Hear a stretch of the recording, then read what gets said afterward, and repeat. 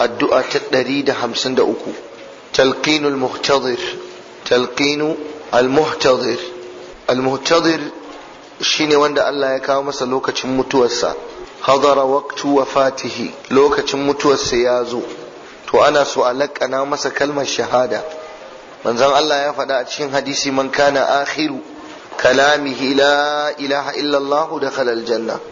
Duk wanda ya zamanto zancensa na ƙarshe shine kalmar shahada la ilaha illallah, to zai shiga aljanna, zai shiga aljanna. Hadisin Imam Abu Dawuda kuma sahihi ne, tabbatacce. La ilaha illallah ita ce ake ce da ta kalimatu shahada, ita ce kalmar da take bambance tsakanin musulmi da kafiri.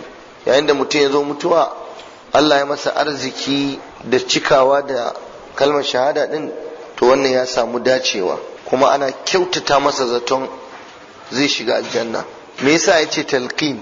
Laƙanawa. An so duk wanda zai rasu a ce da shi ya ce shine talqin, a laƙanta masa, ba kamar yadda wasu daga cikin malaman fiqh suke faɗa cewa wai ba za a laƙanta masa ba, wai sai dai a zauna a kusa da wurinsa a rinka faɗin kalmar shahada din, in Allah ya sa ya ɗauka shi kenan, in bai ɗauka ba kuma shi kenan. A'a, annabi ya ce a gaya masa ya faɗa, kira shi a ce wane, a ce mai kace la ilaha illallah, dan Allah ya taimake shi da kalmar shahada din.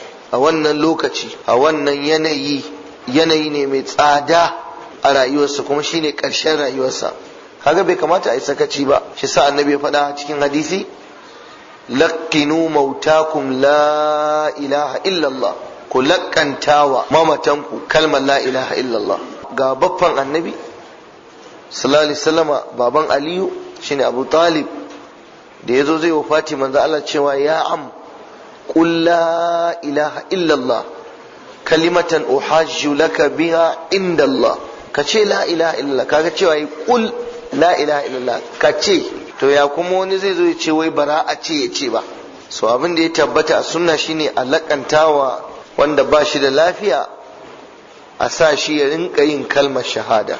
Allah ya azurta mu da cikawa da kalmar shahada. Wannan hadisin sahihi ne ko riwayar Mu'az bin Jabal.